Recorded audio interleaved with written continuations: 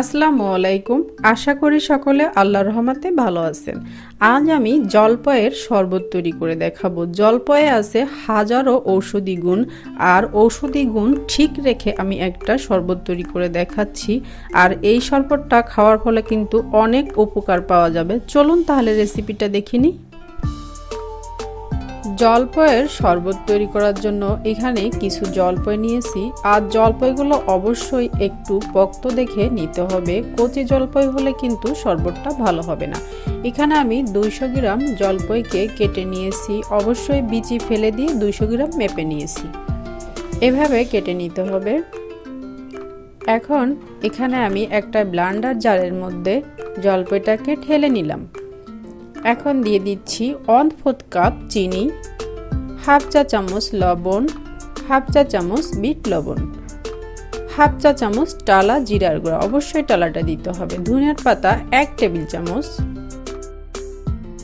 আর দিয়ে দিচ্ছি ছোট্ট 1 টুকরা লেবুর রস, অবশ্যই এটা দিতে হবে।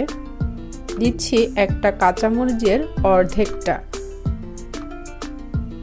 দিচ্ছি 1 কাপ পানি।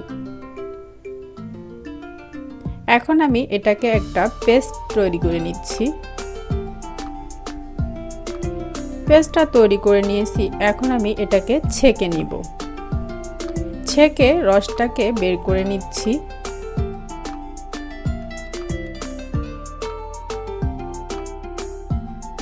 একটা চামচের সাহায্যে চেপে চেপে রসটাকে বের করে নিতে হবে।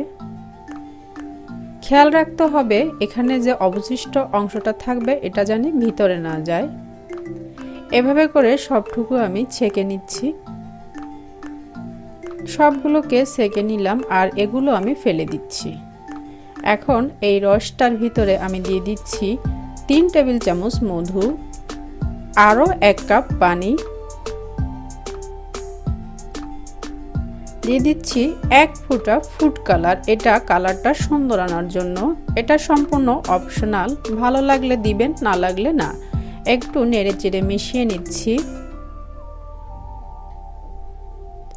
এখন আমি কিছুটা আইস দিয়ে পরিবেশন করে নিচ্ছি। আপনি চাইলে নরমালি পরিবেশন করে খেতে পারেন, এটা দেখার সৌন্দর্যের জন্য।